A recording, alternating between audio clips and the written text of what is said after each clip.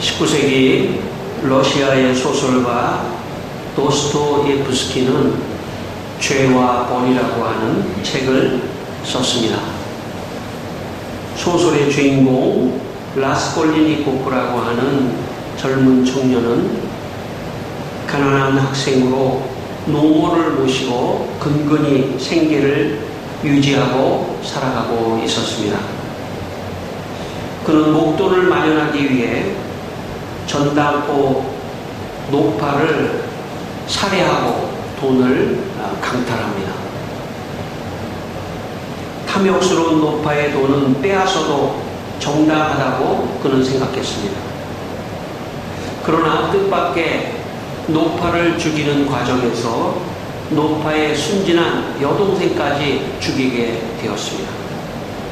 그러자 그에게 없던 노파의 여동생이 죽는 걸 보고 그의 마음속에 참 양심의 가책으로 악몽에 사로잡혀 살아가게 되었습니다.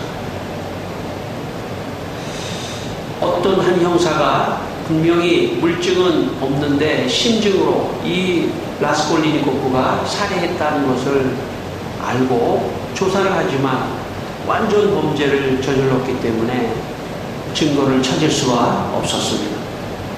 이 형사는 라스콜리니코프에게 증거는 없지만 자수를 하라고 권합니다. 그리고 이 라스콜리니코프를 사랑하는 소냐라고 하는 그 여자도 자수하라고 권합니다. 그래서 결국 자수를 하고 시베리아로 유형을 떠나면서 감옥 생활을 시작합니다. 그러나 자수는 했지만 그는 진심으로 자신의 죄를 뉘우치지는 않았습니다. 소냐도 모든 것을 버리고 이 라스콜리니코프를 따라서 시베리아로 함께 가서 이 주인공은 감옥 생활을 하고 이 소냐는 밖에서 면회를 다니며 이 주인공을 돌보고 사랑으로 돌보는 그런 상황이 벌어졌습니다. 그 장면의 마지막 장면, 이 책의 마지막 장면은 이렇게 기록하고 있습니다. 소냐가 그날도 이 주인공을 면회가는 그런 날이었습니다. 소냐가 발소리를 죽이고 살며시 다가와 라스콜리니코프의 옆에 앉았다.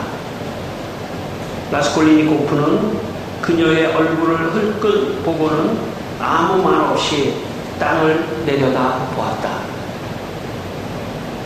벼랑간 그는 그녀의 무릎을 안고 소리내어 울었다. 처음 얼마 동안 소냐는 겁에 질려 얼굴이 새파랗게 되었다. 소냐는 벌떡 일어나서 몸을 떨며 유심히 그를 지켜보았다. 그러자 한순간에 그녀의 심장은 모든 것을 알아차렸다. 그녀의 두 눈은 끝없는 행복으로 빛나기 시작했다. 눈물이 두 사람의 눈에 어리고 있었다. 사랑이 두 사람을 소생시켰다. 라스콜리니코프는 자기가 다른 사람을 죽이고 지금 시베리아 감옥에 와서 벌을 받고 있지만 벌을 인정하지 않고 죄를 진정으로 뉘우치지 않고 있었습니다. 그런데 소냐라고 하는 여자가 오랜 세월 사랑으로 그를 돌보았습니다. 그러자 어느 순간 이 라스콜리니코프의 마음이 무너지면서 자기가 다른 사람을 죽인 것은 진심으로 잘못됐다는 것을 깨닫고 변화가 되는 그런 과정을 그리고 있습니다. 인간이 타락한 이후에 죄를 짓고 그 죄를 지은 것에 대해서 벌을 받아도 그 죄 자체에 대해서 진심으로 뉘우치거나 회개하지 않을 수도 있다는 것입니다. 그것이 인간입니다. 인간은 어떤 벌을 받아도 자기가 애매하게 지나치게 벌을 많이 받는다고 생각하는 그런 생각을 얼마든지 가질 수 있습니다.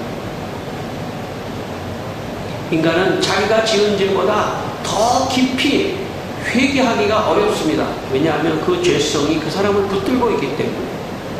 하나님을 믿을 때만이, 하나님 앞에 설 때만이 인간은 더 깊이 자신을 죄인으로 인식하고 죄를 회개하고 자기의 죄를 뉘우치는 그런 사람이 되는 것입니다. 여러분, 우리 모두 다 하나님 앞에서 살아가는 인생이 되시기를 바랍니다. 그것이 큰 죄든 작은 죄든 죄를 늘 뉘우치고 자기를 반성하고 자기의 잘못을 뉘우치는 그런 사람이 따뜻한 사람이며 그런 사람이 참 좋은 사람입니다. 특별히 죄를 지은 사람에게 사랑을 줄 때 그가 진정으로 뉘우치며 변화될 수 있다는 것입니다. 하나님은 사랑이십니다. 하나님은 사랑이시기 때문에 하나님 앞에 간다고 하는 것은 사랑의 하나님을 만난다는 뜻입니다. 사랑의 하나님을 만나면 우리의 마음에 변화가 일어납니다. 내 죄를 고백하고 내 죄가 드러나고 내 죄를 회개하는 그런 역사가 일어납니다. 저는 여러분이 우리 모두가 다 교회 생활을 하면서 하나님을 만나게 되시기를 바랍니다. 사랑의 하나님께 가까이 가게 되시기를 바랍니다. 그 사랑의 하나님을 만날 때 우리의 죄가 다 드러나게 되고 그 죄를 회개할 때만이 마음이 편한 것입니다. 이 도스토옙스키의 죄와 벌의 마지막 장면, 이 두 사람이 사랑으로 이 라스콜리니코프가 눈물을 흘리며 진심으로 변화된 다음에 그들에게 7년이라고 하는 라스콜리니코프의 앞으로 감옥생활 7년이 남아있지만 그것을 잘 견딜 수 있는 힘이 그들에게 주어졌던 것입니다. 사람은 마음이 즐겁고 마음이 편하면 고난도 잘 즐길 수 있습니다. 이길 수 있습니다. 저는 하나님의 사랑이 여러분에게 충만히 임해서 여러분의 마음이 회복되는 역사가 일어나기를 바랍니다. 그래서 그 회복된 역사의 힘을 가지고 여러분이 앞으로 어떤 어려움도 다 이겨나가는 은혜가 여러분에게 있기를 바랍니다. 빌레몬서 1장 16절에 바울은 빌레몬에게 편지하면서 이렇게 편지합니다. 오네시모는 종과 같이 대하지 아니하고 종 이상으로 곧 사랑받는 형제로 둘지라. 원래 오네시모는 빌레몬, 자기의 주인 빌레몬에게 큰 죄를 졌습니다.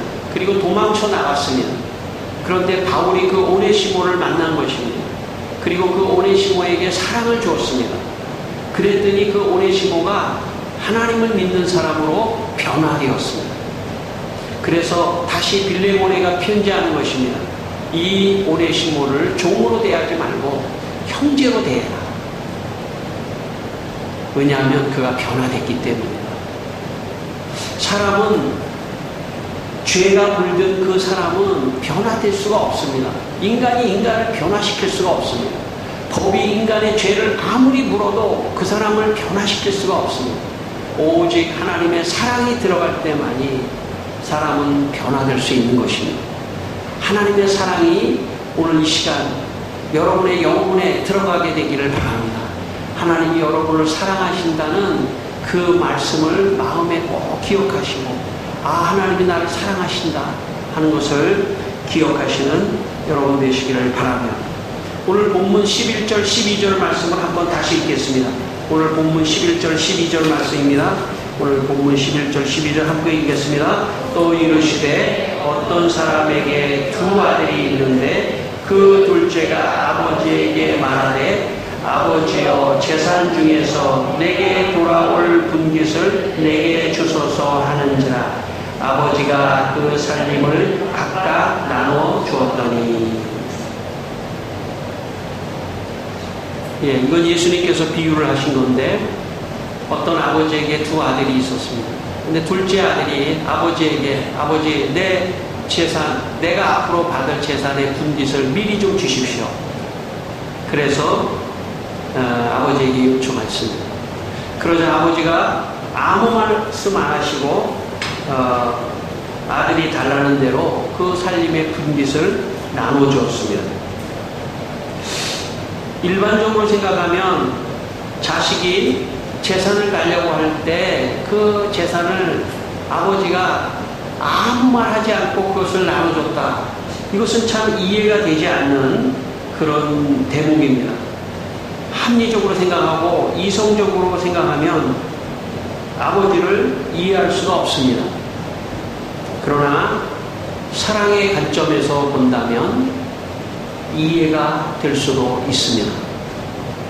아버지가 아들을 사랑하기 때문에 아무 말 하지 않고 재산을 달라고 하는 것을 나눠줬던 것입니다. 제가 신학교를 다닐 때만 해도 집에서 아버지에게 쫓겨나 신학교에 온 사람들이 있었습니다. 신학을 공부한다고 집에서 아버지에게 쫓겨나서 너 이제 이 집에서 살 수 없어 하면서 쫓겨나서 신학교에 온 사람도 있었습니다. 잘 데가 없어서 학교 도서관, 지금은 좀 그렇지 않지만 옛날에 그냥 도서관, 허름한 도서관, 학교 도서관에 침낭을 깔고 자기도 했습니다.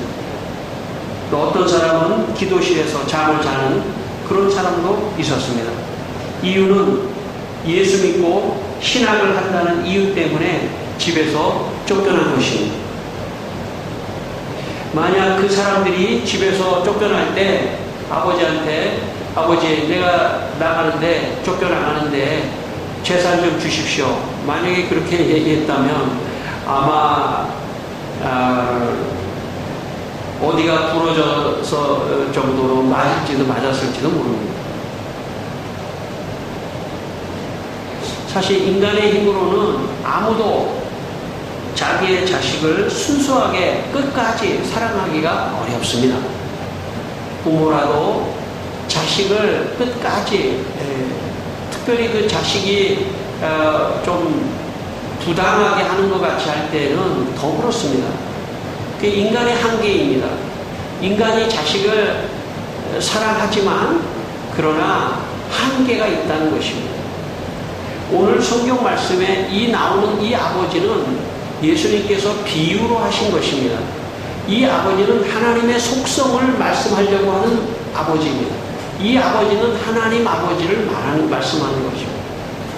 그래서 하나님 아버지께 자식이 분깃을 달라고 할 때 하나님께서는 사랑의 하나님이시기 때문에 아무 말씀도 안 하시고 아낌없이 그 분깃을 나누어 주셨다는 것입니다. 성도 여러분, 이 세상에는 육신의 부모에게 재산 좀 주십시오 그러면은 부모님이 참 내가 너를 잘못 키웠구나. 그런 게 세상입니다. 세상의 이치입니다. 그러나 우리 하나님은 우리가 언제나 하나님 나 분깃 좀 주십시오. 나 축복해 주십시오. 그렇게 하나님께 요구해도 하나님은 아낌없이 주신다는 그런 뜻으로 오늘 말씀을 하고 계십니다. 여러분, 하나님께 여러분의 필요한 것을 아낌없이 구하시게 되기를 바랍니다. 어떤 사람은 하나님께 이런 것까지 구하면 좀 미안하지 않나 그렇게 생각하시는 분 계시는데 전혀 그럴 것 없습니다. 하나님께 하나님 내가 이것도 필요하고 저것도 필요하고 이것도 필요하고 저것도 필요합니다. 하나님 나에게 다 주십시오. 많이 주십시오. 축복해 주십시오. 아무리 하나님께 얘기해도 하나님은 화를 안 내시고 그래 내가 너에게 주겠다. 나에게 요구해라. 네 분깃을 내가 너에게 주겠다. 그렇게 하시는 사랑의 하나님이라는 것을 꼭 기억해 두시기를 바랍니다. 여러분, 이런 사랑의 하나님을 우리가 믿고 있다는 것을 오늘 이 아침 꼭 기억하시기를 바랍니다. 요한일서 4장 10절에 이런 말씀이 있습니다. 사랑은 여기 있으니 우리가 하나님을 사랑한 것이 아니요 하나님이 우리를 사랑하사 우리 죄를 속하기 위하여 화목제 제물로 그 아들을 보내셨습니다. 심지어 우리 죄를 용서하시기 위하여 하나님께서 자기의 독생자 예수 그리스도를 십자가에 내어줄 만큼 우리를 사랑하신다고 하셨습니다. 그러니까 여러분, 하나님 앞에 나아갈 때 하나님은 사랑의 하나님이다. 내가 어리광을 부려도 된다.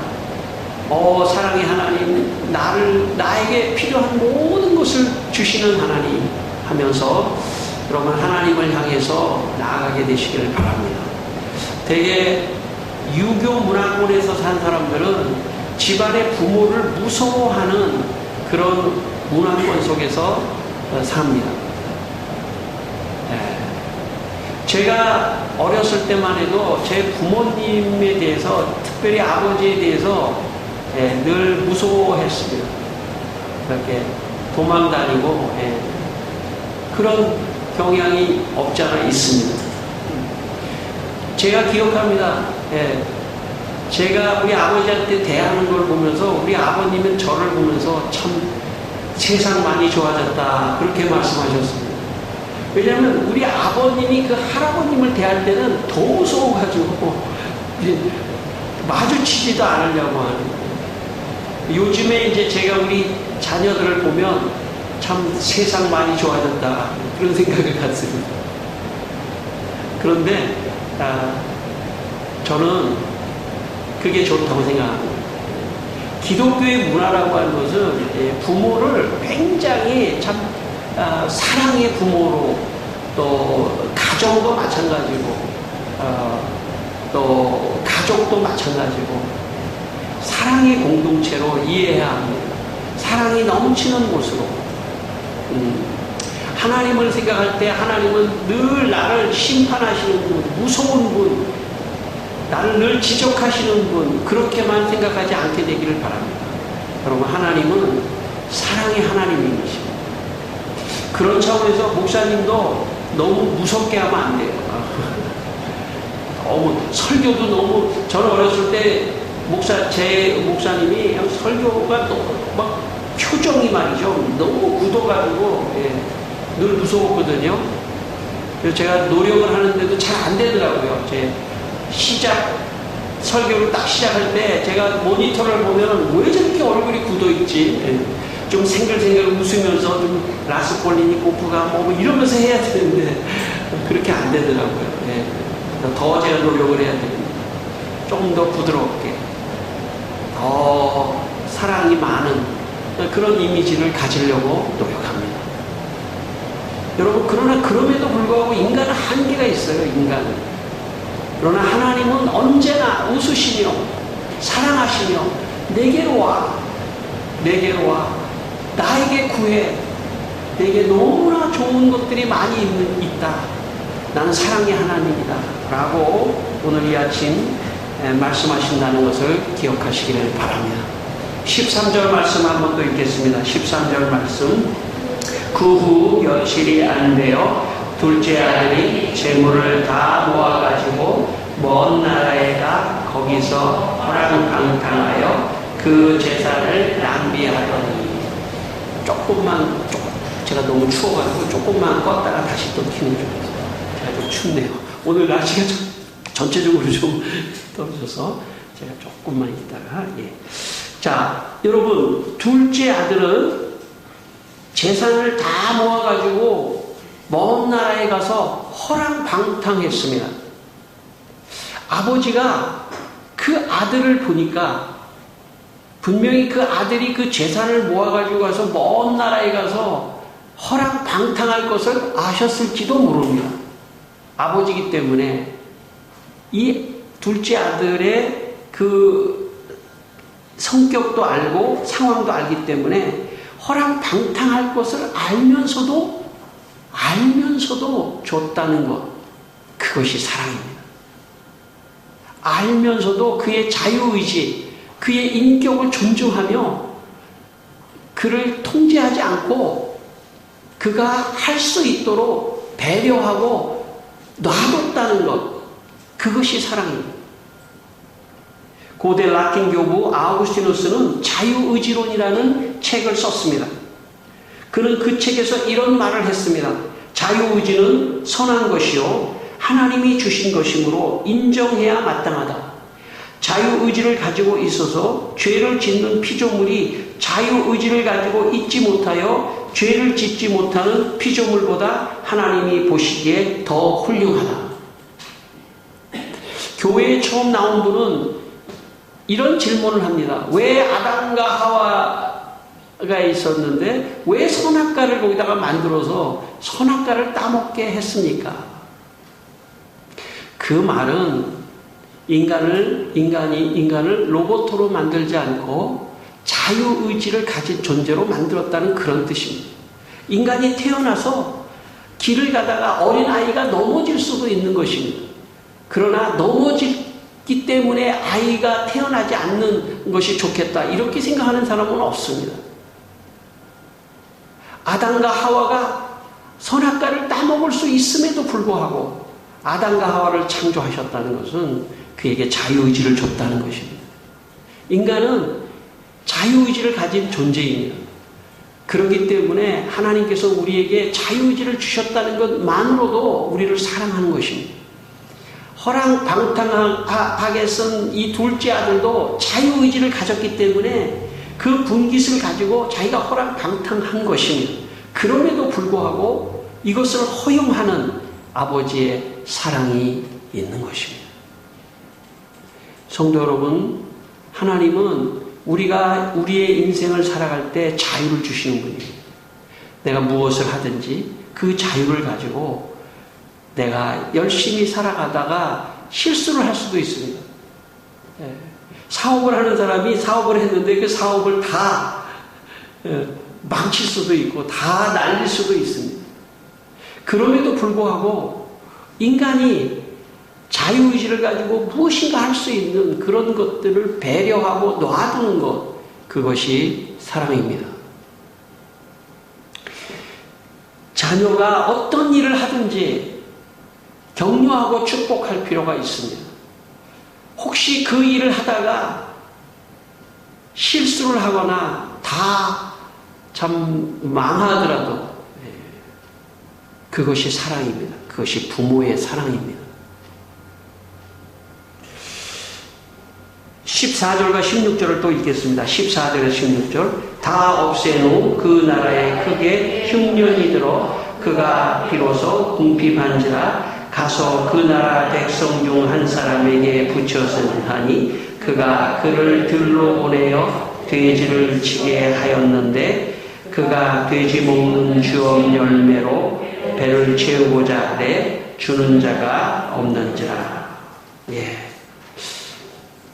이 둘째 아들이 나가서 허랑방탕하다가 돈이 다 허비가 돼서 이제 먹을 게 없어서 돼지 열매를 먹으려고 했는데 돼지가 먹는 열매마저도 없는 그런 아주 궁핍한 생활이 됐습니다.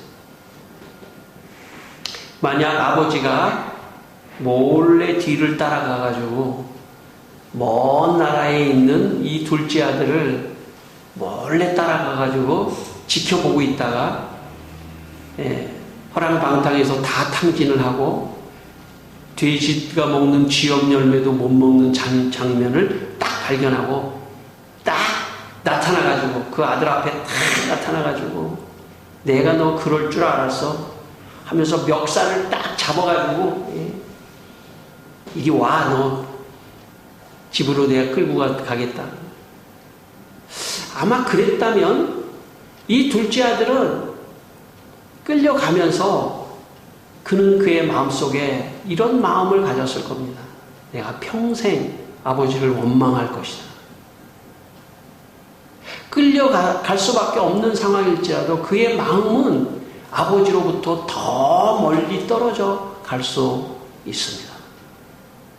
다시 말하면 아버지가 강제적으로 그를 찾아가서 그를 데리고 오지 않았다는 것입니다.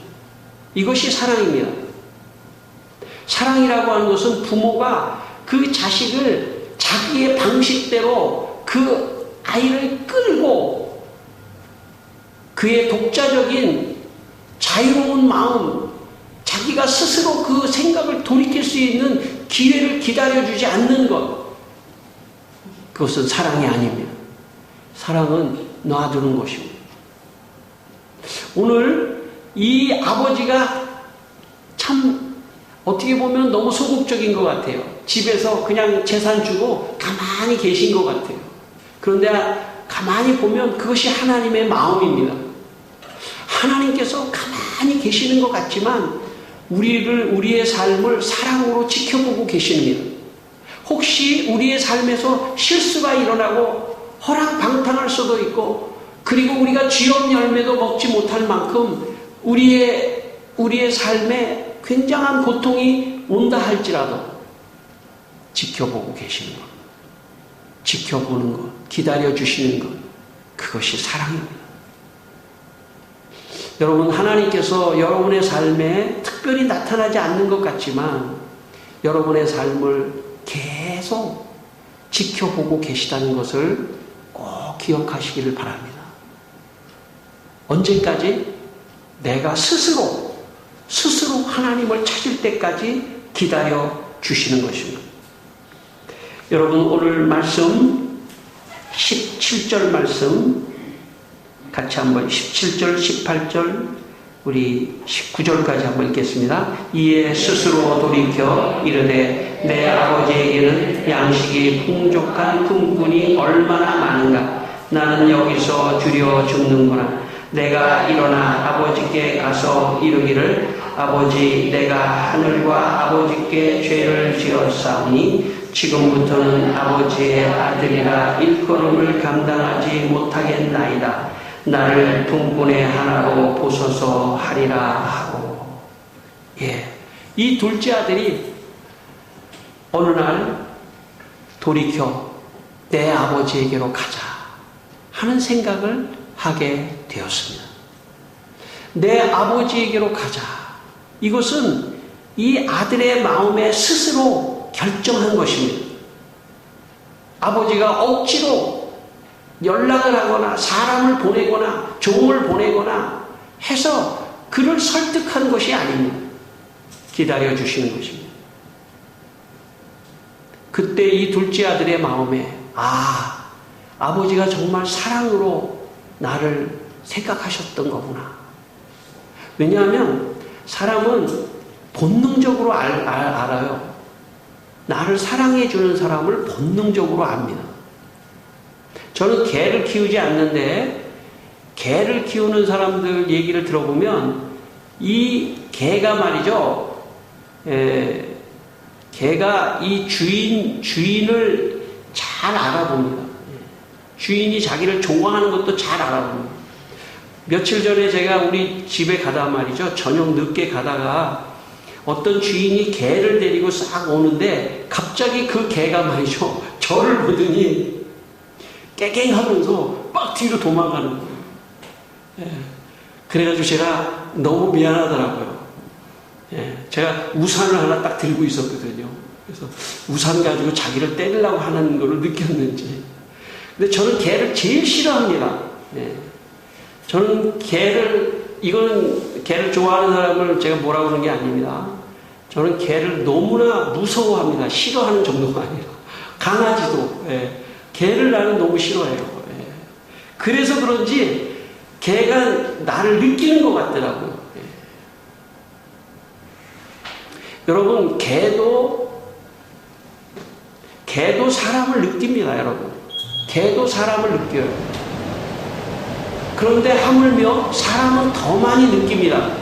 저 사람이 나를 좀 좋아하는구나 라는 것을 더 많이 느껴요. 사랑해주고 있구나 하는 것을 더 많이 느낍니다. 인간은. 그러므로 여러분, 여기에 둘째 아들이 아버지가 나를 사랑하셨던 거구나.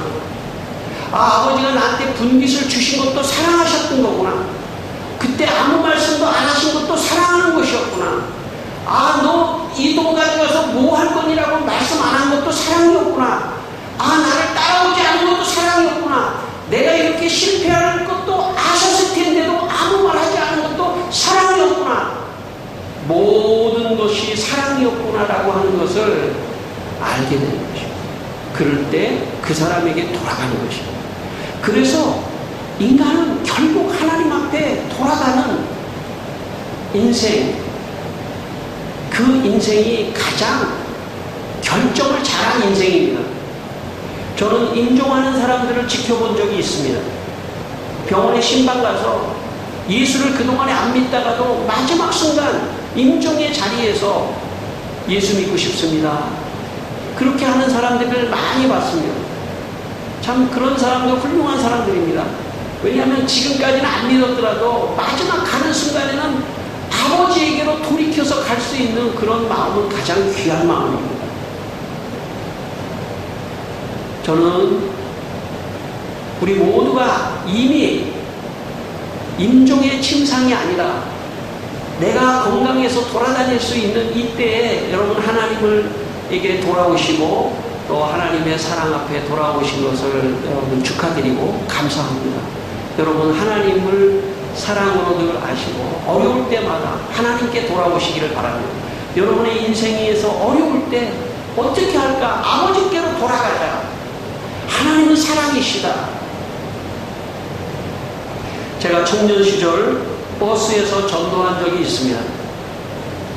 제가 청년 때만 해도 제가 중고등부 청년 때만 해도 버스에서 물건을 파는 사람들이 있었습니다.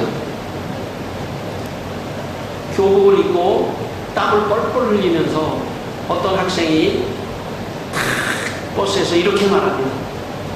여러분, 저는 고학생입니다. 저는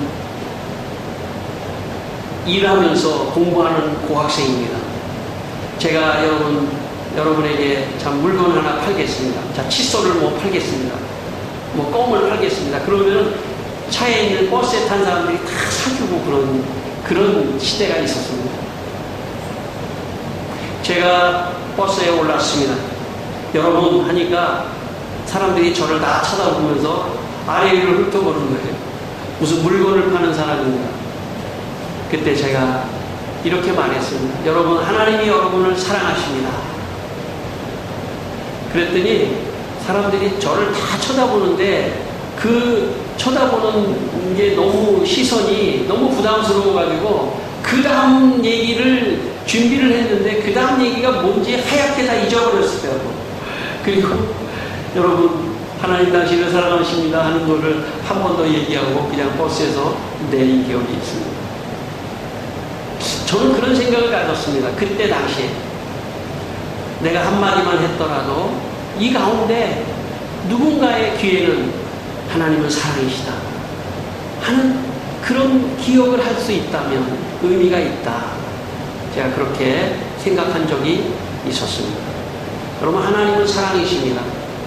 여러분, 하나님은 우리의 인생을 책임져 줄 만큼 사랑하시고 기다려주시고 돌보시는 그런 하나님이십니다. 마지막 20절 한번 읽겠습니다. 이에 일어나서 아버지께로 돌아가니라. 아직도 거리가 먼데 아버지가 그를 보고 치근히 여겨 달려가 목을 안고 입을 맞추니. 예. 아직 거리가 먼데 아버지가 아들을 알아봤다는 것은 아버지가 늘 그 앞에서 기다리고 있었다는 것을 의미합니다. 하나님은 모든 하나님의 백성들이 다 하나님 앞에 돌아오기를 기다립니다. 저는 목회를 하면서